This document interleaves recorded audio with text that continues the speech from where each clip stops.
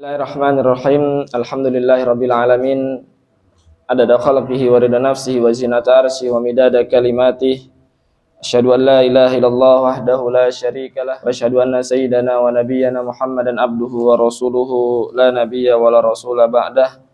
Rabbi israh lana sudurana wa yassir lana umurana wahlul 'uqdatam min lisani yafqahu aqwalana. Rabbi zidna ilma warzuqna fahma. Allahumma salli wa sallim wa barik wa an'im wa zid ala nabiyyina wa sayyidina wa qudwatina Muhammad sallallahu alaihi wasallam wa ala alihi wa azwajihi wa man sara ala nahji ila yaumiddin wa sallama tasliman katsira. Amma ba'du. Jamaah sidang salat subuh yang dimuliakan Allah Azza wa Jalla.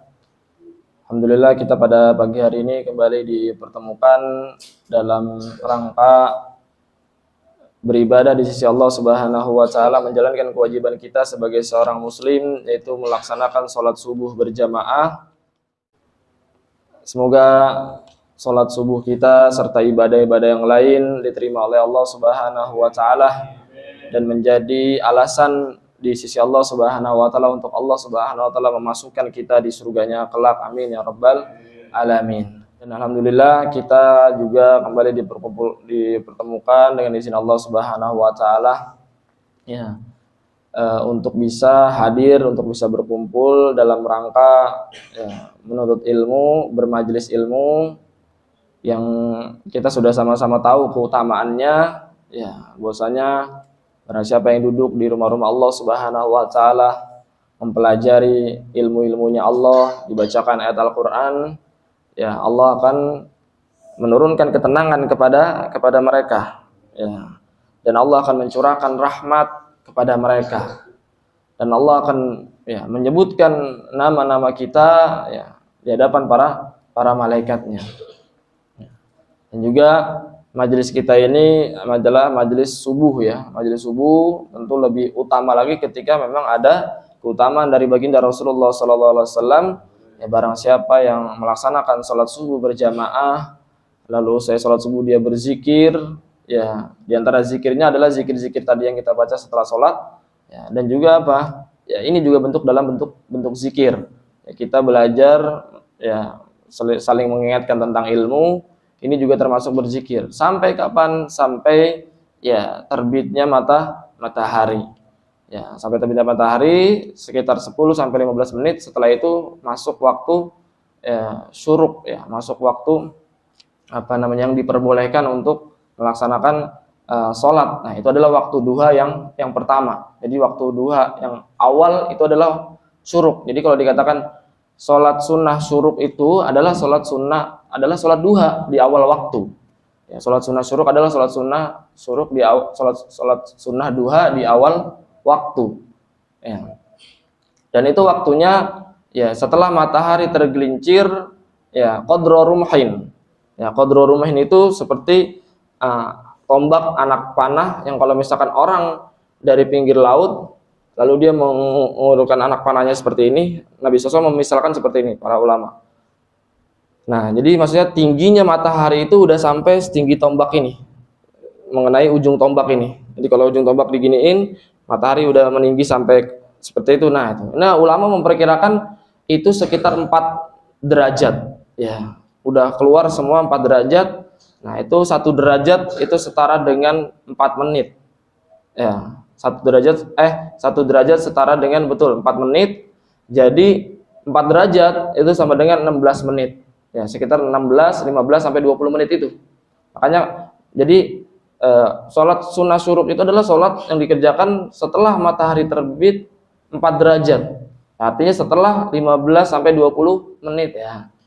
Jadi kalau kita sering lihat di masjid atau kita lihat di HP kita di Muslim Pro ada waktu syuruk, ada waktu subuh, ada waktu zuhur. Nah, kita lihat ada waktu syuruk. Ya, misalkan waktu syuruknya jam 6:15. Sholat sunnah syuruk itu bukan jam 6:15, tapi 10-15 menit atau 20 menit setelahnya. Jadi bukan langsung begitu syuruk matahari terbit langsung sholat. Ya, belum. Tapi setelah matahari sudah meninggi sampai 4 derajat. Ya, itu yang dikatakan, yang dibenarkan sama para ulama. Nah, nanti berlaku misalkan hukum-hukum misalkan orang yang dia ketinggalan sholat 2 rakaat ya sebelum subuh. Padahal Allah dia bangun ternyata udah deket qomat. Ya, jadi nggak sempat sholat 2 rakaat sebelum subuh. Yang kita tahu padahal keutamaan pahalanya ini sangat besar. Nah, ini kalau di dalam mazhab Syafi'i, ini mengkodoknya itu bisa dikodok setelah kapan? Setelah tadi matahari terbit. Setelah matahari terbit tadi waktu syuruk. Ya, walaupun sebagian ulama lain seperti Malikiyah dan Ahnaf ya, itu boleh langsung setelah subuh. Setelah subuh nih, habis salam, dia belum sempat sholat 2 rakaat sebelum subuh, dia boleh mengkodok. Nah, kenapa ini? Karena diantara sunnah yang sangat sekali ditekankan untuk dikerjakan, dan Nabi SAW itu nggak pernah meninggalkan. Makanya sholat sunnah seperti ini itu sholat sunnah yang dibolehkan untuk dikodok. Jadi jangan sampai dalam hidup kita itu kita melewati sholat ini. Jadi artinya sekalipun ternyata terlewat gara-gara misalkan kesiangan, itu tetap kita lakukan. Ya, artinya contoh, misalkan kita bangun bablas jam 7, ya, jam 7 pagi nih, atau setengah 7. Habis itu kita mau sholat subuh kan, ya, itu jangan tinggalin dulu sholat 2 rakaatnya. Jadi sholat dulu 2 rakaatnya, baru sholat subuh. Ya, jadi dia selalu terikat dengan sholat subuh. Ya, ya. Rakaataini qoblal fajri khairu minad dunya wa ma fiha. Karena diantara makna para ulama qoblal fajri, ini ada yang memaknai fajar betul-betul fajar, artinya waktu fajar, ya terbitnya fajar, ya. Terus ada yang memaknai artinya sholat subuh, artinya sebelum melaksanakan sholat subuh. Jadi selama dia belum melaksanakan sholat subuh, maka 2 rakaat itu masih berlaku bagi dia. Tapi ya gimana ya, kalau memang biasanya ngeremehin sholat subuh, udah biasa kesiangan misalkan, ya yang wajib aja diremehin apalagi yang sunnah. Bodoh amat ya kadang ya. Ya enggak, sholat subuh aja udah nggak biasa, boro-boro dia mau giroh melaksanain yang 2 rakaat ini gitu. Udah langsung sholat subuh aja biasanya. Itu pun udah sholat subuhnya udah cepet-cepet lagi kan. Ya karena udah jam terlambat, mau jam kerja apa mau jam apa ya kan. Barangkali ada yang sholat subuhnya di kantor apa di mana gitu. Itu sholat subha namanya. Itu gambaran sedikit. Ya Bapak Ibu yang dimuliakan Allah Azza wa Jalla, jadi kita pada pagi hari ini duduk bermajelis ilmu. Ya, seperti biasanya, kalau memang hari-hari kita hari Ahad subuh, kalau memang saya lagi nggak keluar ya kita adakan kajian. Ya, cuma momentumnya kali ini kita pembahasan tentang puasa, dan ini bukan penutupan. Ya, jadi karena saya nggak pernah ngebuka, jadi jangan penutupan, nggak ada. Emang saya nggak pernah ngebuka, nggak pernah ada pembukaan. Ya, jadi nggak ada penutupan. Ya artinya, ya jadi Ahad berikutnya, ya kalau memang kita ada umur, ada sehat, dan itu sudah masuk bulan Ramadan, ya tidak ada salahnya untuk kita juga tetap lanjutkan majelis kita. Ya, justru malah barangkali ketika Ramadan itu adalah waktu yang lebih memotivasi kita, mendorong kita untuk melaksanakan kebaikan, diantaranya bermajelis ilmu. Ya, adapun majelis-majelis yang misalkan sudah ditutup oleh guru-guru kita, oleh gaya kita, ya itu juga kita husnuzon itu dalam kebaikan, karena memang mungkin pengen fokus ya, agar semuanya fokus untuk Al-Quran dan lain sebagainya. Nah, maka kita juga ganti, misalkan nanti ketika misalkan masuk Ramadan, majelis kita itu pembahasannya tentang tadabbur Quran, tentang tafsir, ya tentang tilawah, ya, atau yang berkaitan dengan puasa lagi juga nggak apa-apa. Ya, alhamdulillah tadi malam ya setelah maghrib sampai isya ya sudah disampaikan oleh Ustaz Afifuddin mengenai bagaimana persiapan kita ya menjumpai bulan Ramadan, agar kita menjadi hamba Allah yang beruntung di bulan Ramadan. Ya, sebetulnya ada banyak ya kalau mau disampaikan tentang keutamaan Ramadan ini, dan barangkali kita pun sering mendengar. Ya, kita pun sering mendengar. Ya, tapi itulah manusia itu, makanya dikatakan ya harus selalu diingatkan. Harus diingatkan karena manusia itu tempatnya lupa, ya tempatnya salah dan lupa, ya makanya ulama-ulama kita, guru-guru kita, ustadz-ustadz kita itu senantiasa mengingatkan kepada kita semua sebelum masuk Ramadan ini tentang keutamaan-keutamaan Ramadan dan lain sebagainya. Ya, itu juga yang perlu kita fokuskan ya ketika hendak menjumpai bulan Ramadan ini. Mulai sekarang itu YouTube-nya, Instagramnya, medsosnya, ya dicari yang yang mengarah ke sana, mengarah ke keutamaan puasa, hikmah puasa, ada pada puasa, sunah-sunah puasa, gitu ya. Jadi banyak, kalau kita mau buka YouTube itu tentang puasa-puasa itu banyak sekali. Ya, kalau dia tahu akan banyaknya itu dan dia belum dengerin semua, maka nggak ada kesempatan buat kita dengerin yang selain itu gitu. Apalagi yang bersifatnya nggak ada manfaatnya. Ya, maka itu adalah bagian daripada upaya kita untuk supaya memaksimalkan berjumpa dengan bulan Ramadan ini. Sebelum saya masuk ke fikih, saya menambahkan sedikit. Jadi kita harus menyambut Ramadan itu dengan 4 hal, Bapak Ibu. Nyambut Ramadan dengan empat hal. Ya, dicatat. Yang pertama ini adalah dengan taubat. Dengan apa? Taubat. Jadi kita harus taubat pertama kali. Ya. Jika kita sadar ya bulan Ramadan akan tiba, ya, maka bersegeralah untuk bertaubat. Ya. Dari apa? Dari dosa yang berkaitan dengan hak Allah. Ya, makanya diingatkan oleh ulama-ulama kita, barang siapa yang belum melunasi puasanya, masih ada hutang puasanya, mumpung belum masuk Ramadan, masih tinggal 6-7 hari lagi, silakan dituntaskan. Ya, dituntaskan. Ya, kalau dia nanti sampai masuk bulan Ramadan ternyata masih ada hutang puasa, ya maka dia bertambah, bukan hanya mengqadha, ya, tapi juga dia harus membayar apa? Membayar fidyah. Ya. 1 hari yang dia tinggalkan itu dengan satu mud. Itu sebagai hukuman bagi dia karena dia sudah lalai ya dalam setahun itu enggak mengqadha puasanya. Dan puasanya tetap harus diqadha yang kemarin itu setelah puasa nanti, setelah bulan puasa nanti. Ya. Dan dia mendapat dosa. Jadi walaupun dia harus bayar fidyah dan mengqadha puasanya lagi, dia tetap dapat dosa karena padahal dia mampu untuk mengqadha tapi dia tidak ada upaya untuk mengqadhanya. Lain hal kalau misalkan nanti dia seorang wanita, ibu, wanita hamil atau menyusui yang dia memang siklusnya itu subur. Ya, artinya dalam setahun itu dia hamil 9 bulan, habis hamil dia nyusuin, ya enggak.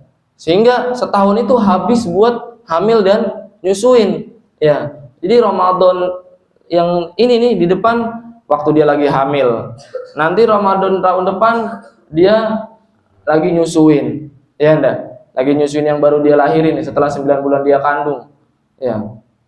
Ini berarti kan dia memang ada uzur dalam mengqadhanya.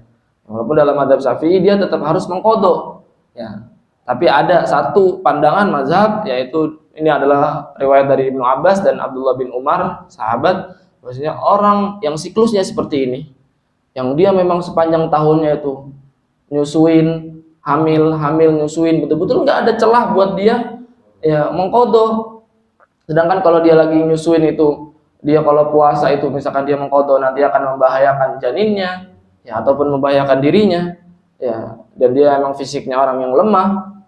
Ya, kalau lagi hamil tuh atau lagi nyusuin itu harus mabuknya bukan main, ya, bahkan harus pakai suntik vitamin dan lain sebagainya. Ya maka itu ada keringanan dia nggak qadha, cuman bayar fidyah doang. Ya, tapi kalau dalam mazhab kita, mazhab Syafi'i dan jumhur ulama, mayoritas ulama itu nggak ada yang nggak qadha. Ya, orang yang meninggalkan puasa baik sengaja maupun tidak sengaja, ya dengan uzur tanpa uzur, itu semuanya tetap wajib qadha kalau dia tinggalkan, kecuali nanti 3 orang. 3 orang itu siapa aja? As-sobiyyu idza balagh, anak kecil, ya anak muda, anak bayi sampai dia balik. Artinya anak kecil kan nih belum balik, dia kan nggak wajib puasa, ya enggak? Nanti kalau dia balik, ya maka dia nggak wajib qadha atas apa yang dia tinggalkan selama dia bawa bayi itu nggak puasa, enggak. Terus juga al-majnunu ya idza afaq, orang gila yang sampai nanti dia sadar. Artinya gilanya ini sepenuhnya. Contoh, maaf ya, misalkan Rian, ya atau jangan Rian lah misalkan, yang masih muda. Ya. Contoh Bang Bori lah, Bang Bori. Bang Bori misalkan hari kelima puasa nih, tahu-tahu gila, ya, naudzubillah. Hari pertama sampai hari keempat seger, tiba-tiba hari kelima gila gitu kan, ya. Tiba-tiba hari kelima gila, dan gilanya itu dari subuh nih sampai maghrib. Malam ini lagi sadar lagi, ya. Maka dia nih yang hari kelima ini dia nggak wajib qadha, paham enggak? Karena memang gilanya ini sepenuh hari, ya enggak? Ya, jangan pura-pura gila mulu ntar. Wah, gue dapet ilmunya nih. Atau gue pura-pura gila aja, gue lagi haus banget ini. Itu dia orang gila seperti ini yang full dari pagi sampai subuh gilanya, itu dia nggak wajib qadha pada hari tersebut. Tapi kalau misalkan ada sekian jamnya atau sekian menitnya aja dia dalam sadar, contoh dia gila dari subuh, atau jam 5 sadar nggak gila, ya. Pertama, dia tetap disunahkan untuk meneruskan sampai maghrib, nggak makan nggak minum, sunnah. Tapi dia juga tetap wajib qadha hari tersebut. Ataupun sebelumnya dia sehat, seger, udah pasang niat puasa sampai jam 10 pagi, tiba-tiba jam 10 pagi gila sampai maghrib, dia tetap juga wajib qadha. Yang nggak wajib qadha itu cuman kalau dia full, ya, seharian semalam. Dan juga adalah yang ketiga itu adalah dia yang orang kafir asli, orang yang memang dari lahirnya memang dia tidak memeluk Islam. Ya, nanti kalau dia masuk Islam, ya dia nggak wajib mengqadha atas puasa-puasa Ramadan selama dia dalam keadaan kafir tersebut. Itu kafir asli yang memang dari bawaan dia adalah orang yang tidak memeluk Islam. Berbeda kalau dia adalah yang tadinya adalah muslim, tahu-tahu nanti umur dia muslim dari baru lahir sampai umur 20 tahun, ya, dia muslim. Artinya dari umur dia balik, misalkan umur 15 tahun sampai umur 20, berarti dia kan muslim tuh, yang kewajiban puasa. Tahu-tahu nanti umur 20 dia keluar daripada Islam, murtad, ya, sampai umur 22 misalkan, setahun dia murtad. Habis itu umur 22 dia masuk Islam lagi. Ya, maka setahun itu yang dia tinggalkan Ramadan karena dia dalam keadaan murtad, maka dia wajib mengqadha, wajib diqadha. Kenapa? Sebagai taglidon, sebagai penghinaan atas perbuatan dia, penghinaan kepada dia atas perbuatan dia keluar daripada Islam. Dan tadi yang kafir asli dia habis itu masuk Islam, itu rahmatnya Allah Subhanahu wa taala agar orang itu enggak takut masuk Islam. Ya, kalau misalkan orang kafir yang asli ini dia disuruh qadha puasanya selama dia dalam keadaan kafir dan dia sudah balik, maka dia akan berat untuk masuk Islam. Wah, nanti kalau saya masuk Islam berarti saya harus melakukan puasa-puasa yang selama saya kafir. Maka ini tidak. Baik, Bapak-bapak yang dimuliakan Allah Azza wa Jalla. Jadi kita nyambung-nyambung ke sana. Jadi pertama tadi taubat. Taubat yang kedua adalah berdoa. Jadi kita harus berdoa. Kemarin Bang Habib juga udah ngajarin doa kita. Ya, yang dibaca oleh para ulama salaf, kita baca doa. Ya, agar kita disampaikan kepada bulan Ramadan. Sebagaimana para ulama-ulama dahulu, mereka berdoa 6 bulan sebelum datangnya bulan Ramadan, terus berdoa agar disampaikan kepada bulan Ramadan. Ya, berdoa terus agar disampaikan kepada bulan Ramadan. Itu yang kedua. Yang ketiga adalah kita bergembira, harus bergembira.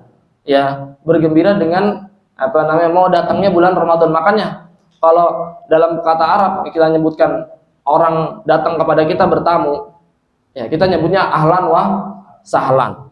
Ahlan wa sahlan itu artinya jita ahlan wa nazalta sahlan. Engkau datang dengan aku terima dengan penuh gembira aku datang kedatanganmu, wa nazalta sahlan, dan engkau juga nanti pulang atau pergi dari tempatku ini dengan kemudahan, dengan kebaikan.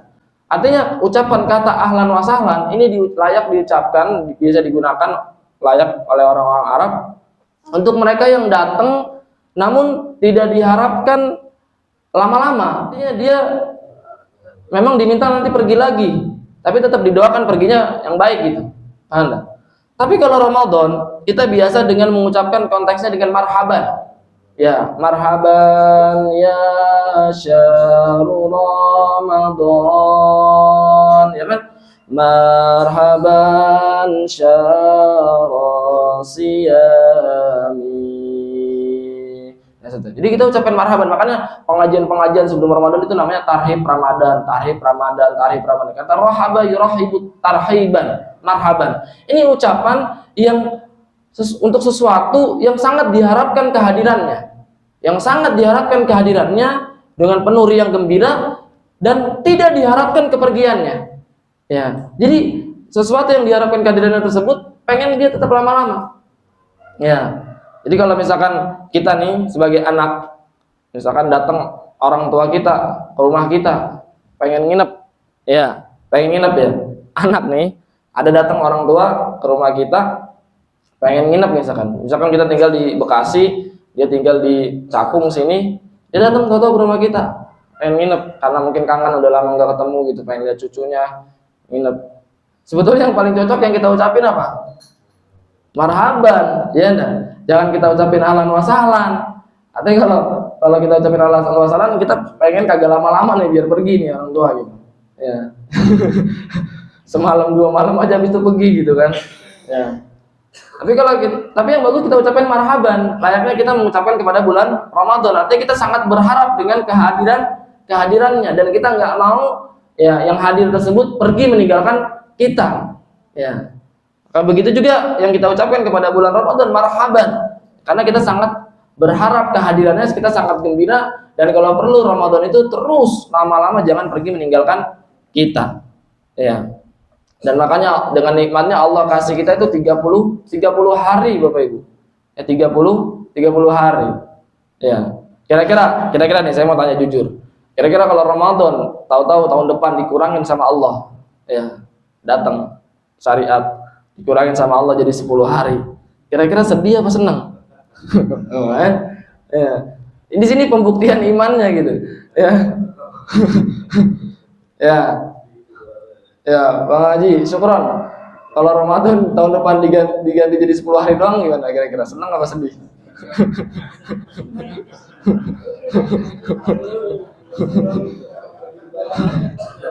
Nah, iya. Coba kita renungkan. Kira-kira kalau dikurangin kita senang apa sedih? Kalau kita senang, wah berarti iman kita dipertanyakan gitu. Ya, dah.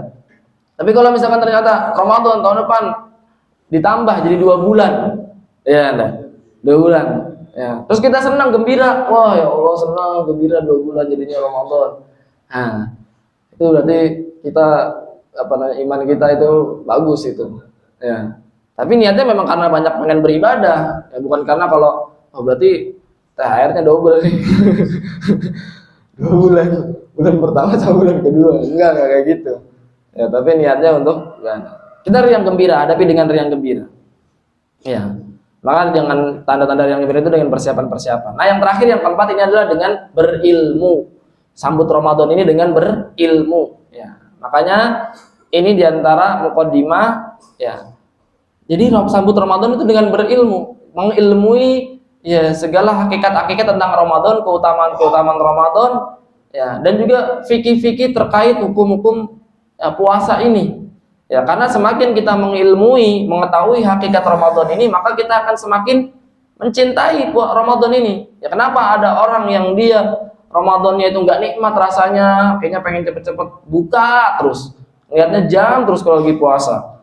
Ya, pengen cepet-cepet lebaran aja, ya, ganjar lebaran, karena dia nggak menikmati, ya, dia nggak mengilmui tentang Ramadan tersebut. Kalau dia mengilmui, mengetahui tentang Ramadan tersebut, maka dia akan menikmati dengan riang gembira Ramadan tersebut, dia akan nikmati, ya, karena itu memang betul-betul hari-harinya itu untuk konsumsi hati kita, yang kita butuhkan, yang selama ini mungkin 11 bulan yang selama ini hati kita itu jauh, hati kita jauh daripada Al-Quran, ya jauh daripada sholat berjamaah. Ya, ketika Ramadan kita dipaksa seakan-akan harus sholat berjamaah, harus sholat taraweh, ya enggak, baca Quran ini dan itu dan sebagainya. Ya, ini diantara bentuk manfaat, dampak efektif positif daripada kita mengilmui tentang Ramadan tersebut. Makanya terus cari ya segala sesuatu, pengetahuan, wawasan, ilmu yang membuat kita terus semakin ya bertambah semangat menjalani Ramadan yang nanti akan kita hadapi ini. Ya Bapak Ibu yang dimuliakan Allah Azza wa Jalla.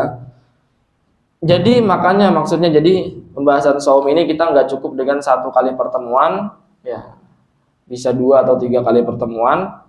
Jadi ya suka-suka saya dan menyesuaikan dengan Bapak Ibu juga gitu tentu. Makanya kita ambil kadang hari Sabtu, hari Ahad gitu ya. Mungkin barangkali Sabtu depan. Nah, ini kan sekarang masuk 24 Sya'ban. Sekarang ini 24 Sya'ban. Artinya kalau sekarang ini hari Ahad ya, berarti nanti hari Senin ini 25. Hari Selasa ini 26. Hari Rabu ini 27. Hari Kamis ini 28. Hari Jumat ini 29. 29 Sya'ban. Nah, maka nanti 29 Sya'ban ini 29 Sya'ban hari Jumat maghrib itu nanti ada penglihatan hilal, ru'yah hilal di sudut-sudut di setiap sisi. Ya, baik itu sudah disiapkan oleh Kemenak maupun masing-masing ormas misalkan. Ya, baik itu NU maupun Muhammadiyah. Kalau NU udah pasti karena dia memang walaupun tetap ada hisab juga tapi yang dijadikan patokan itu tetap ru'yahnya. Kalau Muhammadiyah dia tetap ada ru'yah juga tapi yang dijadi patokan itu hisabnya. Dan dua aja ini punya sandaran, nanti kita bahas juga. Nah nanti kalau misalkan 29 Sya'ban itu hari Jumat maghrib, ternyata hilal itu terlihat di beberapa titik dan dilaporkan ke hakim ya ke pemerintah dan ternyata diterima oleh pemerintah, maka besoknya itu sudah masuk 1 Ramadan. Ya, besok itu sudah masuk 1 Ramadan. Tapi kalau ternyata misalkan gumma atau mendung sehingga tidak memungkinkan untuk hilal itu terlihat dan mendungnya ini merata ya dari barat sampai ke timur, nggak ada daerah pun yang dia nggak mendung pada maghribnya, semuanya mendung ya, ataupun memang sudah dilihat hilal tapi tidak terlihat, memang nggak kelihatan hilal, dia nggak mendung tapi hilal nggak kelihatan, maka fakminul iddata salasina, jadi Sya'bannya itu dilengkapi menjadi 30. Jadi nanti hari Sabtunya itu masuk 30 Sya'ban dilengkapin. Baru berarti nanti Ahadnya baru masuk 1 Ramadan. Nah, itu gambaran daripada penghitungan masuk pada bulan Ramadan. Nah, Bapak Ibu yang dilakukan Allah Azza wa Jalla, di dalam kitab Al-Yaqut Nafis ini ya karangan Al-Alama Ahmad bin Umar Asy-Syatiri, salah satu ulama Hadramaut ya, dan ini salah satu kitab fikih Syafi'i kontemporer yang banyak dibahas oleh para ulama pada saat ini. Ya, saya baca kitab Yaqut Nafis ini dulu 2021 akhir ya, antara bulan November Desember itu ya, waktu itu di Cinere ya, di Masjid Baitul Mukhlisin itu ketika itu daurah diadakan oleh Syekhuna Syekh Labib ya, Najib Hafidhahullah ya, beliau mengadakan daurah pembacaan kitab Yaqut Nafis dari awal sampai terakhir, yaitu selama kurang lebih waktu itu hampir 3 minggu ya, hampir sebulan ya, jadi tiap hari kita dari pagi sampai asar ya, itu kecuali hari Ahad, yaitu di Masjid Baitul Muqsin. Ketika itu saya dari Joglo ya, dari Joglo Jakarta Barat waktu itu di Darul Bayan. Jadi izin untuk pada hari tersebut untuk menghadiri daurah tersebut ya. Tapi kadang ada yang nggak full karena harus lanjut ngajar di di Ciganjur ya, siang harinya. Alhamdulillah Yaqut Nafis ini pernah kita bahas, pernah kita kaji, dan tentu berarti kan memiliki rantai sanad yang sampai kepada pengarang daripada kitab yakut nafis ini. Ya. Bapak Ibu Allah Azza wa Jalla. Ya, kalau di situ pertama kita lihat ada tulisan as-saumu. Ya, dalam buku ini kita tulisan as-saumu. Ya, puasa ini bisa disebut dengan as-saumu atau as-siyamu. Kita sering. Maka kalau dalam Al-Baqarah 183 itu yang tadi saya baca, ya ayyuhalladzina amanu kutiba alaikum as-siyamu. As-siyamu. Tapi kalau misalkan kita dalam ayat lain surat Maryam itu tulisannya saumun bukan siyamun. Inni nadartu lirrahmani sauma falan ukallimal yauma insiya. Ya. Faquli washrabi wa qarri aina. Itu Maryam itu mengatakan, aku bernadar kepada Tuhanku untuk puasa. Ya. Apa puasanya Maryam ketika itu? Tidak berbicara kepada siapapun pada hari tersebut. Ya. Maka faquli washrabi wa qarri aina. Makan dan minumlah dan berbahagialah ya dengan hadirnya Isa nanti dari rahimmu. Ya. Jadi Maryam ini adalah anaknya siapa? Maryam ini anaknya Imran. Maryam binti Imran. Kita sering surat Ali Imran ya, Ali Imran. Jadi ini adalah Imran. Jadi antara anaknya itu adalah namanya Maryam.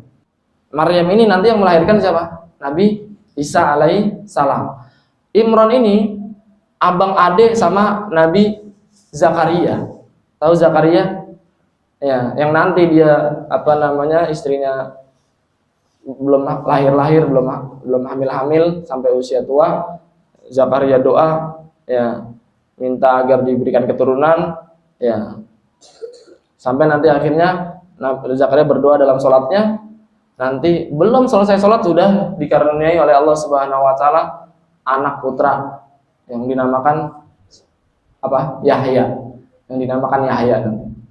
Ya, jadi itu kalau misalkan. Nah, itu ada sesuatu. Tapi Imran ini bukan daripada seorang nabi. Dia hanya orang soleh.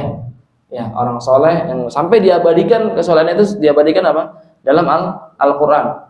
Surat Ali Imran, artinya keluarganya Imran, karena keluarganya memang nabi, ada orang-orang soleh. Tadi abangnya Zakaria, terus nanti anaknya Maryam, cucunya Isa ya dan seterusnya. Keluarga Imran. Nah, nanti ayat yang di dalam surat Ali Imran yang Imran ini memberikan wasiat kepada anaknya, jangan kalian menyekutukan Allah, jangan berjalan dengan sombong di muka bumi ini, itu bukan seorang nabi, dia anak. Ya.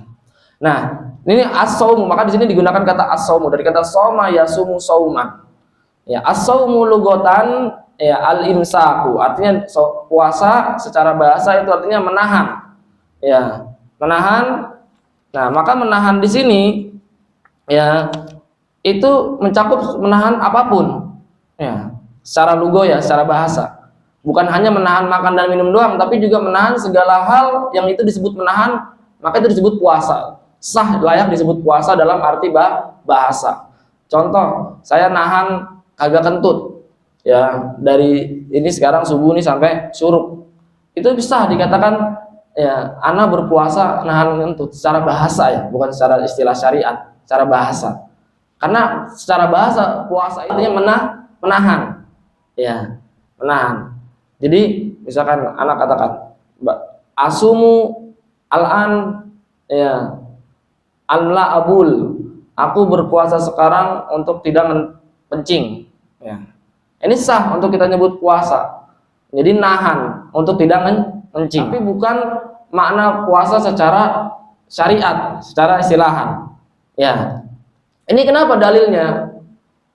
Ulama mengatakan bahwasanya puasa itu secara bahasa artinya menahan. Segala apapun yang menahan itu layak sah disebut puasa. Dalilnya dengan surat Maryam ini, yang kata Maryam, ini nadartu lirrahmani sauma, aku bernadar kepada Tuhanku untuk berpuasa. Nah, ternyata puasanya Maryam ini bukan makan dan minum, tapi apa? Falan ukallimal yauma insiya, tidak berbicara dengan siapapun. Artinya puasanya Maryam ini adalah puasa untuk tidak berbicara. Apa buktinya kalau Maryam ini nggak makan dan minum? Karena ayat selanjutnya, fakuli washrobi wa qarri ain, makan dan minumlah. Ya, makan dan minumlah. Jadi memang Maryam ketika itu masih makan dan minum tapi hanya saja dia tidak berbicara. Kan nanti di antara yang dimakan adalah rutob. Ya, ya. Apa namanya? Wa huzzi biyadiki tusaqit ilaiki rutoban janiyah. Ya, pegang, getarkan, gerak-gerakan sehingga nanti turun ya dari pohon tersebut apa? Rutoban janiyah. Rutob ini kurma muda. Ini yang dimakan sama Maryam ketika menjelang melahirkan anaknya Isa. Makanya kurma muda ini termasuk yang paling bagus untuk apa? Promil, ya, program hamil. Ya, karena memang ya di antara semua deretan kurma bisa jadi ini yang paling mahal. Ya. Yang paling mahal biasanya. Ya. Karena memang khasiatnya itu sangat baik, sangat bagus. Dan buat apa aja, bukan buat program hamil, buat kesehatan, buat jantung, buat ini kalau kita niatkan, insya Allah itu bisa mendatangkan kesembuhan dari Allah Subhanahu wa Ta'ala. Ya. Nah, selanjutnya secara syariat. Setelah kita mana tahu secara mana bahasa artinya menahan, sekarang mana secara syariat. Wa syar'an imsakun anil mufattirati ala wajhin maksusin. Ya, menahan dari segala hal-hal yang membatalkan dengan cara yang khusus. Ya, kalau dalam makna lain ulama mengartikan biniyatin maksusatin an syaksin maksusin, ya, fi waqtin maksusin. Ya, jadi dengan niat yang khusus, ya, dan orang khusus yang mengerjakannya dan di waktu yang khusus. Ya. Apa niat yang khusus? Artinya niat berpuasa, memasang niat puasa. Ya, makanya berdasarkan ini nanti seseorang puasa Ramadan itu tiap malamnya dia harus masang niat. Ya. Enggak cukup kalau di mazhab Syafi'i, enggak cukup dia dalam hari pertama bulan Ramadan dia mengatakan saya niat puasa Ramadan 1 bulan penuh. Ya. 1 bulan penuh. Habis itu malam kedua, malam ketiga dia nggak pasang niat lagi, nggak sah kalau dalam mazhab Syafi'i. Dia tetap harus tabiatun niyah, memperbarui niatnya setiap malam. Ya. Ya kalau di mazhab Maliki memang sah. Ya makanya dianjurkan untuk menggabungkan dua-duanya. Jadi di awal Ramadan nanti, ya malam pertama nih, besoknya puasa pertama, kita sebutkan itu juga. Saya niat puasa 1 bulan penuh dan juga kita pasang niat per malamnya itu. Ya, supaya apa? Supaya nanti kalau misalkan ternyata qadar Allah kita lupa, ya, untuk masang niat di malamnya, ya malam itu maksudnya dari waktu maghrib sampai subuh, ya itu kita masih tetap ada yang membenarkan dengan pandangan pendapat mazhab Malikiyah tersebut, karena kita di awal malam Ramadan itu sudah masang niat 1 bulan penuh. Dan di dalam mazhab Syafi'i makan sahur, minum, ya, yang itu merupakan tanda orang pengen puasa itu bagi sebagian orang, itu nggak cukup dikatakan dia memasang niat tabit niyah.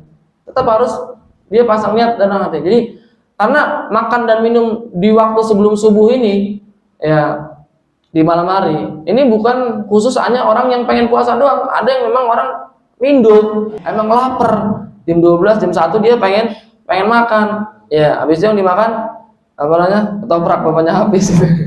Sekarang pengen makan. Ya, ini nggak cukup dia dikatakan dia udah pengen masang niat puasa. Tetap harus disebutkan. Oh, ana belum pasang niat. Tadi ana udah sahur. Makan. Nah, sahurnya itu belum dianggap sebagai apa itu. Tetap dia harus pasang niat. Ya, pasang niat. Baik dilafatkan, diucapkan maupun dipasang dalam hati. Nawaitu shauma ghadin an adai fardhi syahri ramadhana. Ya, ya. Hadis sanah lillahi ta'ala. Itu ada yang membenarkan Ramadhani tetap sebetulnya ada jalan, ada makhrajnya juga, ada jalan keluarnya. Orang khusus itu siapa? Ya orang yang berpuasa. Nih, jadi Bapak Ibu, dalam rukun-rukun puasa itu nanti disebutkan salah satunya adalah orang yang berpuasa. Berbeda sama rukun ibadah-ibadah yang lain. Ibadah sholat misalkan, enggak disebutkan rukun sholat, orang yang sholat. Rukun zakat, orang yang zakat. Rukun haji, orang yang haji. Nggak ada itu. Ya, rukun haji itu niat, tawaf, sa'i, ya, ihram itu termasuk niat. Niat, ihram, ya, tawaf, sa'i, tahallul. Ada wukuf di Arafah juga. Ya. Dan tertib. Nggak ada itu disebutkan orang yang haji. Begitu juga rukun sholat, orang yang sholat, nggak ada. Tapi kalau puasa itu ada rukun orang yang berpuasa. Kenapa? Di antaranya karena kata para ulama, ibadah puasa ini berbeda dengan ibadah-ibadah yang lain. Ibadah puasa ini orangnya itu nggak kelihatan dia sedang berpuasa. Dengan ibadah yang lain itu nampak. Dia melakukan ibadah sholat, ketahuan dia sholat. Orang haji dia ketahuan dia haji. Orang zakat ketahuan dia zakat. Artinya ada perbuatan zohir yang nampak dia melakukan ibadah tersebut. Sedangkan puasa ini nggak nampak. Artinya dia nahan makan dan minum, ya belum tentu diketahui oleh orang kalau dia sedang berpuasa, ya enggak? Karena perbuatan makan dan minum ini bukan perbuatan yang terus-menerus dikerjakan orang 24 jam. Sepanjang harinya dia makan, artinya kalau ada orang nggak makan, otomatis dia nggak puasa. Nggak mungkin. Karena ada malah kebanyakan orang itu nggak makan, ya enggak? Ya makannya paling cuma berapa menit sih, pagi setengah jam, ya enggak? Beda, tapi ngopinya, ngerokoknya nggak dihitung, ya. Artinya dari sekian jam per hari ini itu nggak makan itu lebih banyak, ya.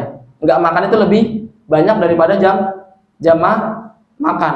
Artinya kalau ada orang kita lihat dia lagi nggak makan nggak minum, belum tentu dia sedang berpuasa. Barangkali emang dia habis makan, tapi pas makan nggak kelihatan sama kita, ya enggak? Ya enggak? Makanya sampai kata Rasulullah SAW, kalau misalkan ada orang yang mengganggu kita, menzolimi kita, sedangkan kita sedang berpuasa, ya enggak, falyaqul inni shaim, ucapkanlah aku sedang berpuasa. Jadi puasa ini enggak diketahui kecuali orang tersebut mengatakan bahwasanya dia sedang berpuasa, ya enggak? Ya. Misalkan orang datang bertamu, terus ditawarin suguhin makan dan minum, terus misalkan dia nyebut udah kenyang lah, ataupun lagi nggak mau makan inilah, ya enggak? Itu kan bisa dia memalingkan nggak nyebut puasa, ya kalau barangkali pengen jaga niat puasa dia, ya enggak? Nah, makanya di situ syaratnya ada, di antara rukunnya adalah dia rukunnya adanya orang yang berpuasa, karena dia ibadah yang tidak nampak. Ya. Sehingga makanya di antara keutamaan puasa ini, dia ibadah yang sangat jauh daripada riya. Disebutkan oleh para ulama, puasa adalah ibadah yang paling jauh daripada riya. Ya, nah. Karena memang dia tidak nampak dia sedang berpuasa kecuali dia mengucapkan kalau saya sedang berpuasa. Berbeda dengan ibadah-ibadah yang lain, kalau dia melakukan dia nampak ibadah tersebut. Ya, di antara ibadah yang paling dekat dengan riya itu adalah ibadah apa? Sangat nampak misalkan. Ibadah haji, ibadah umroh. Karena dia malah yang disunahkan, dianjurkan untuk ditampakkan. Bahkan kita informasikan ke saudara-saudara kita kalau kita pengen berhaji. Dan apalagi di zaman yang media sosial sekarang pasti ya, di bandara upload, masuk pesawat upload, nanti nyampe bandara Jeddah upload lagi, nanti naik bis lagi upload lagi. Apalagi travel kan pasti difoto tuh setiap momen, setiap kegiatannya upload, nanti depan Ka'bah foto lagi segala macam. Jadi ini ibadah yang sangat dekat dengan riya. Makanya betul-betul harus jaga niatnya. Artinya bukan berarti dia yang foto-foto saat ibadah haji dan umrah itu dia riya, nggak gitu, ya. Tapi dia sangat dekat. Nah, sedangkan puasa ini, masa orang lagi puasa terus upload gini misalkan, ya gue nggak makan, gitu deh. Gue nggak makan. Emang ya dia nyebut foto gue lagi nggak makan, belum tentu orang ngukumin, oh berarti dia lagi puasa. Enggak, ya. Tapi bener ya. Soalnya dia nyebut Makanya itu dari Rasulullah SAW hadis itu, kalau memang ente lagi puasa terus ada yang gangguin segala macam, ente nggak bisa nahan, orang ini tetap gangguin. Kecuali ente harus ngucapin saya sedang berpuasa, baru orang itu berhenti. Ya, ucapin. Tapi kalau memang nggak dibutuhin, darurat seperti itu, nggak usah ngucapin kalau ente sedang berpuasa. Kata Rasulullah, fakul inni shaim marratan. Maka kata Rasulullah SAW sebutin 2 kali, saya sedang berpuasa, sedang berpuasa. Nanti ulama mengartikan ini diucapkan kepada orang lain yang mengganggu kita, atau diucapkan kepada diri kita sendiri. Ucapkan pada diri kita sendiri, artinya ya Allah saya sedang puasa, sabar, sedang puasa. Ya, misalkan mau jatuh kepada kemaksiatan, mau jatuh kepada dosa, lagi puasa, atau diganggu kita nggak mau balas, saya sedang puasa, saya sedang puasa. Jadi untuk mengingatkan kita, ya. Nah, makanya diantara keutamaannya kenapa pahala puasa ini langsung Allah yang balas, ya, langsung beda dengan ibadah-ibadah yang lain. Itu sudah ada takarannya, ya. Tapi kalau puasa ini langsung wa ana ajzibi, kata Rasulullah, langsung aku yang membalas, ya. Karena apa? Dia taroka, ya, ta'amahu wa syarabahu wa syahwatahu min ajli. Dia meninggalkan makan dan minum, ya, itu semata-mata karena aku. Iya. Jadi diantara faedah puasa itu dia lebih menambah rasa diawasi oleh Allah Subhanahu wa taala. Jadi kalau orang pengen latihan muraqabah, artinya dalam keadaan sendirian dia tetap masih merasa ada Allah di situ, diawasi oleh Allah. Puasa, ibadah yang paling cepat untuk menambah muraqabah, pengawasan Allah Subhanahu wa taala atas diri kita. Iya.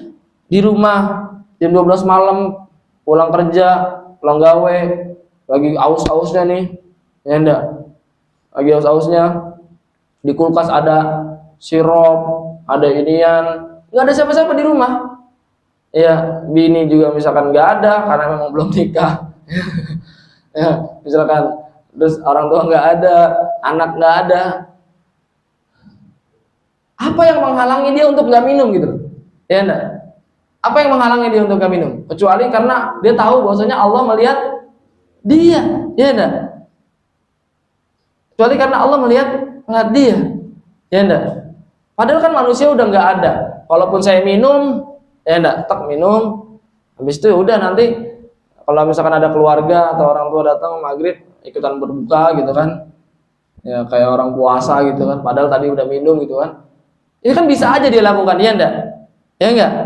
Tapi diterima nggak ibadahnya pada hari tersebut sama Allah? Enggak kan? Iya, makanya puasa itu adalah ibadah yang apa namanya? Jauh sekali daripada riya, dan dia sangat apa namanya? Membuat orang itu untuk menghadirkan, ya, Allah Subhanahu wa taala, muraqabah. Ya, jadi kalau pengen dia meningkatkan apa namanya? Keimanan dia, ketakwaan dia, ketika lagi sendirian, banyak-banyaklah berpuasa.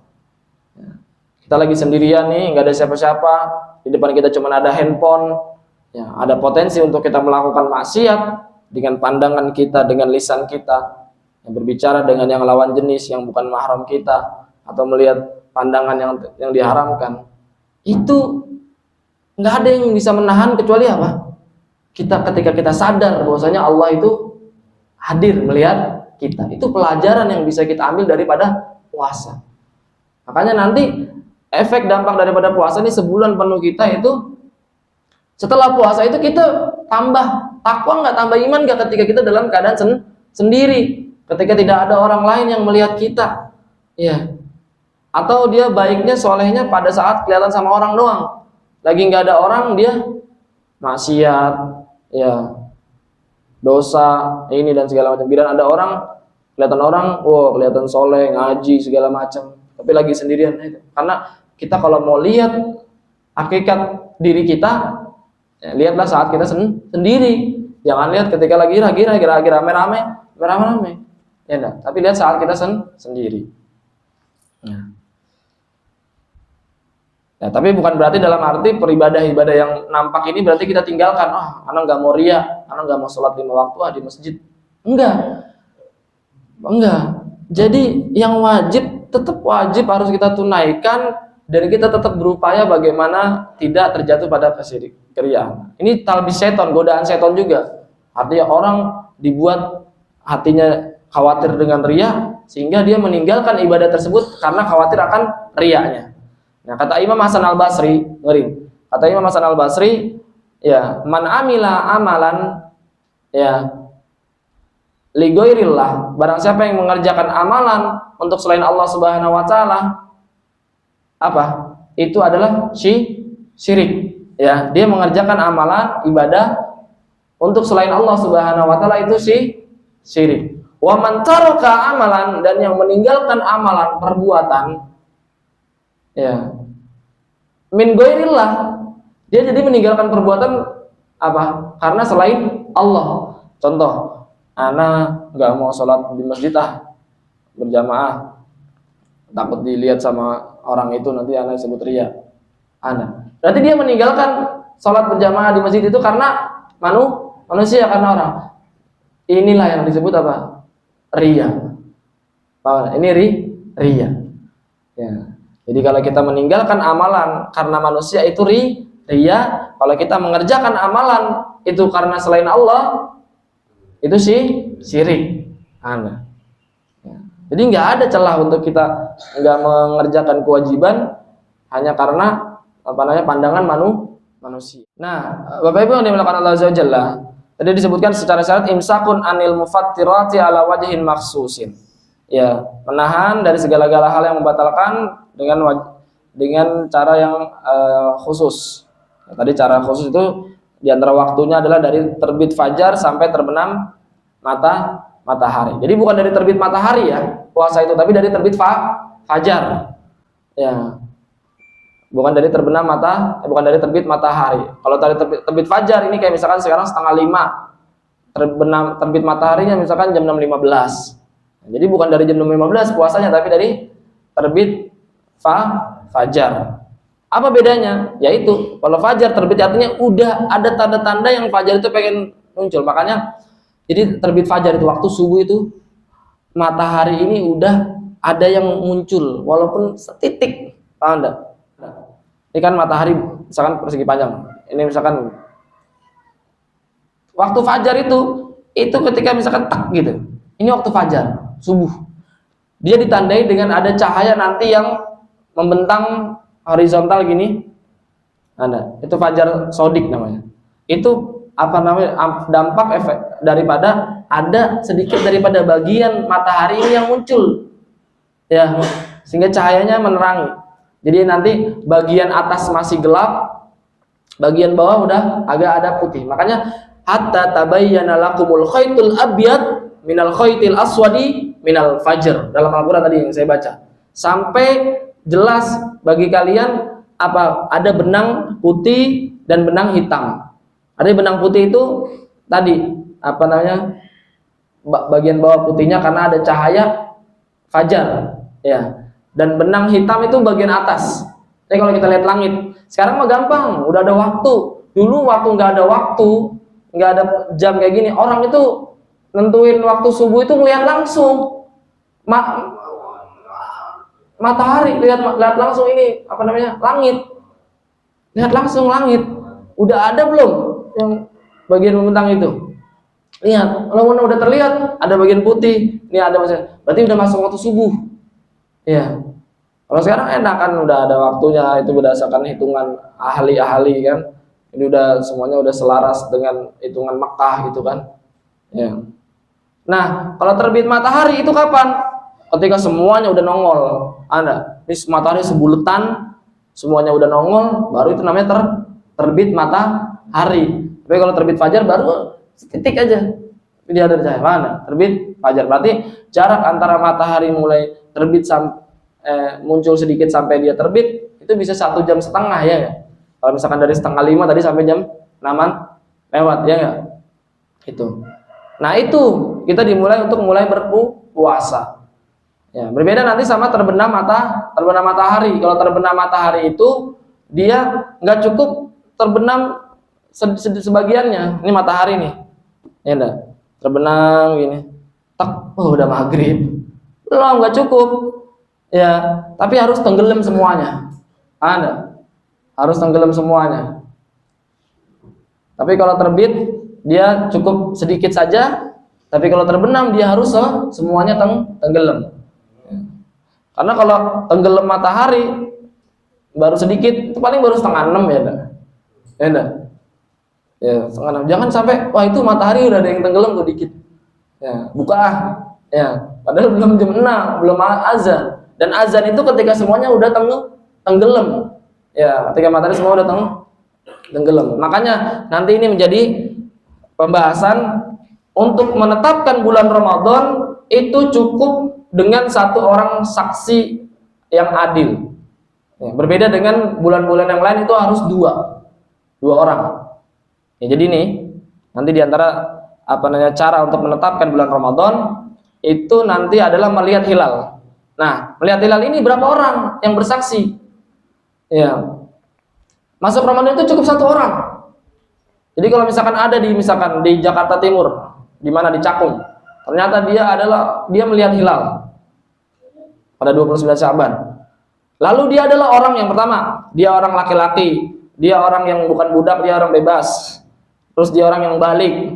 Terus dia orang yang tentu Islam. Yang ketiga, terus dia orang yang soleh, bukan orang fasik. Artinya dikenal dia ada orang yang jujur, dia juga ahli ibadah. Ini artinya yang memenuhi syarat adlu syahadah. Lalu dia menyatakan di hadapan pemerintah, demi Allah, saya sudah melihat hilal. Saksikan. Nah, nanti dilihat dulu hakimnya nerima enggak. Dia orang benar, orang baik, enggak bohong. Kalau dia nanti hakimnya udah mengatakan pemerintah, oh ya, saya terima persaksian ente atas kelihatan hilal.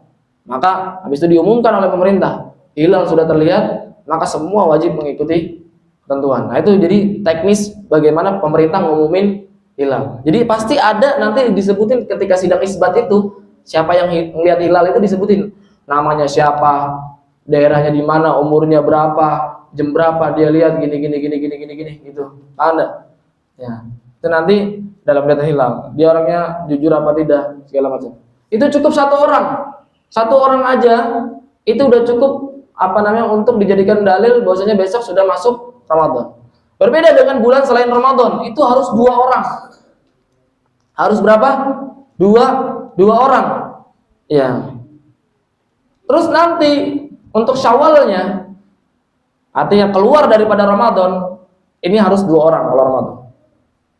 Ya, jadi masuknya cukup dengan 1 orang, keluarnya harus dengan 2 orang. Ini hikmahnya kenapa? Artinya untuk masuk ke ibadah ini dimudahkan. Ya, jadi untuk rangka masuk ke bulan Ramadan ini dipermudah. Jadi cukup 1 orang saja.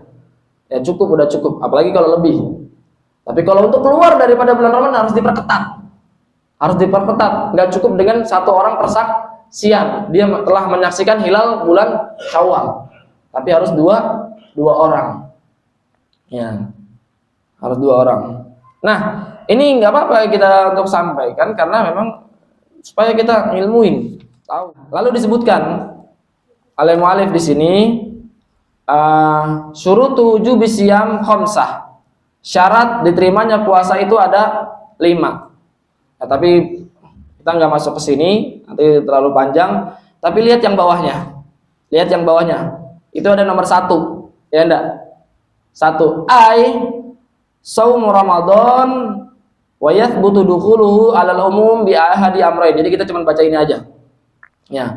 Puasa Ramadan itu ditetapkan masuknya secara umum dengan 2 hal. Ya, dengan salah satu daripada 2 hal. Artinya nih, 2 hal ini Bapak Ibu. Kalau salah satunya terlaksana, berarti ini adalah penetapan hilal secara umum. Artinya satu negeri itu harus berpuasa secara umum. Ya. Yang pertama apa? Istiqmalu Sya'ban 30 yauman. Menyempurnakan Sya'ban 30 hari. Artinya siapapun dia kalau sudah sempurna Sya'ban 30, udah pasti besoknya harus mulai Ramadan. Enggak ada cerita sampai 31 Sya'ban. Karena bulan itu 29 kalau enggak 30. Nggak ada ceritanya 31. Itu cuman ada di Masehi doang. 31 Januari, 31 Desember. Tapi kalau Qamariyah, hitungan bulan Hijriyah, itu nggak ada lebih daripada 30. Karena kata Rasulullah, langsung Rasulullah yang menyampaikan, asyharu hakada wa hakada. Rasulullah bilang kepada para sahabat, bulan itu kayak gini dan kayak gini. Dan terakhir yang ketiga kali Rasulullah ngumpetin jempolnya. Kayak gini. Bulan itu berarti 10 tambah 10 20 tambah 9 29. Bulan itu 29. Ya, kecuali apa? Ya, di dalam hadis yang lain baru nanti. Kecuali kalau misalkan di 29 ini tidak ternampak hilal, tidak terlihat karena sebab-sebab, berarti harus dilengkapi dengan 30. Maka nanti 30 nanti ada larangan berpuasa. Namanya yaumus syak. Hari yang diragukan. Hari yang kita nggak boleh berpuasa, ya. hari yang kita tidak boleh berpuasa. Ya. Nah, kita akhiri. Kita tutup dengan dua ini. Istikmalu Sya'ban salasina yauman dan subutuhu. Nih, terakhir, pembahasan terakhir. Jadi yang pertama tadi penetapan hilal, penetapan Ramadan secara umum itu pertama dengan menyempurnakan Sya'ban 30 hari, dan yang kedua dengan apa? Subutuhu indah hakimin biru'yati adlin al-hilal. Ya, ketetapan daripada hakim adanya orang yang melihat hilal, dan orang itu adalah orang yang adil. Ya, orang itu adalah orang yang adil. Artinya kalau enggak dilengkapi 30, kalau enggak apa? Ada orang yang melihat hilal lalu dia mempersaksikan kepada hakim, tapi harus dengan lafaz asyhadu, aku menyaksikan. Asyhadu kalau dalam bahasa Arab, asyhadu, aku menyaksikan aku telah melihat hilal. Dan hakim juga harus ada lafaz tahkimnya, harus mengatakan hakam tu indi. Ya, yathbutu indi, aku telah menerima persaksiannya bahwasanya hilal itu telah terlihat. Maka kalau misalkan seperti ini, maka semuanya nanti wajib itu berpuasa mengikuti keputusan hakim tersebut. Ya. Baru nanti ada pembahasan ditetapkan hilal secara khusus. Secara khusus ini artinya kepada orang-orang tertentu saja, enggak untuk semuanya. Ya, nanti misalkan saya ngelihat hilal, tapi persaksian saya ditolak sama pemerintah, ya, maka wajib bagi saya berpuasa. Saya doang, enggak untuk yang lain. Yang lain juga bagi yang dia mempercayai saya. Ya, jadi enggak untuk semuanya. Nanti ada seperti itu. Makanya nanti jangan kaget, kan kok dia puasa duluan ya? Ya, kalau memang dia bersaksi bahwasanya dia telah melihat hilal, berarti kewajiban berpuasa hanya untuk dia saja. Hanya untuk dia saja, tidak untuk orang lain. Ya, kecuali orang lain tersebut membenarkan ya persaksian dia benar, yakin akan bahwasanya orang tersebut adalah orang yang jujur. Ya, maka nanti pembahasan fikih ini akan memberikan kita gambaran solusi supaya nanti setiap bulannya ini kita adem-adem ayem. Artinya enggak, kalau tahu kita fikihnya, kita enggak akan nyalah-nyalahin. Artinya, kenapa dia puasa duluan? Kenapa saya? Kok dia ini, kok Muhammadiyah kayak gini? Itu semua nanti ada dijelaskan oleh para ulama. Sehingga hati kita jadi lebih legowo, lebih tenang karena kita tahu ilmunya. Ya, ilmu falak ini, ilmu perbintangan, ilmu astronom itu memang dipelajari. Ada kitabnya, ada pelajaran. Kalau memang dia benar-benar udah mempelajari, dia tahu cara-caranya, hitungannya, ya, terus dia mengamalkan, ya silakan. Ya, silakan. Dia misalkan mengikut hitungan dia, ya, perlihatan dia, terus nggak sesuai dengan pemerintah, ya itu urusan dia, tanggung jawab dia nanti di hadapan Allah Subhanahu Wa Taala. Kalau memang ternyata benar, ya Allah akan ganjar. Kalau memang salah, karena dengan upayanya itu bisa jadi juga tetap dapat pahala walaupun satu seperti itu. Ya. Baik, kita cukupkan. Subhanahu Wa Taala ya menerima amal ibadah kita, dan Allah Subhanahu Wa Taala memudahkan urusan kita. Allah Subhanahu Wa Taala menyampaikan kita kepada bulan Ramadan. Allah Subhanahu Wa Taala mengangkat, menyembuhkan siapapun saudara-saudara kita kaum muslimin yang saat ini sedang sakit, sedang diuji oleh Allah Subhanahu Wa Taala dengan sakitnya. Semoga Allah angkat penyakitnya. Ya Allah, jadikan penyakitnya diantara pembersih daripada dosa-dosa dan kesalahannya, dan pengangkat derajat di sisi Allah Subhanahu Wa Taala. Dan siapapun kita yang sekarang dilanda dengan kesulitan ekonomi, harta, semoga Allah mudahkan, Allah luaskan rezekinya, Allah berkahi hartanya. Dan siapapun yang diuji dengan hutang piutang, semoga Allah mudahkan untuk melunasi hutang-hutangnya. Ya. Dan siapapun kita yang saat ini berharap rindu dengan Ka'bah Baitullah untuk melaksanakan ibadah haji dan umrah, semoga Allah mudahkan, Allah perjalankan kita untuk melaksanakan ibadah haji dan umrah Subhanahu Wa Taala. Dan segala niat-niat kebaikan kita, dan juga untuk saudara-saudara kita yang sedang diuji di Palestina, di Suriah, di Sudan dan lain sebagainya dengan penjajahan, dengan kezaliman, semoga Allah kuatkan mereka, Allah angkat mereka dari segala cobaannya, dan Allah luluh lantahkan musuh-musuh Allah Subhanahu Wa Taala.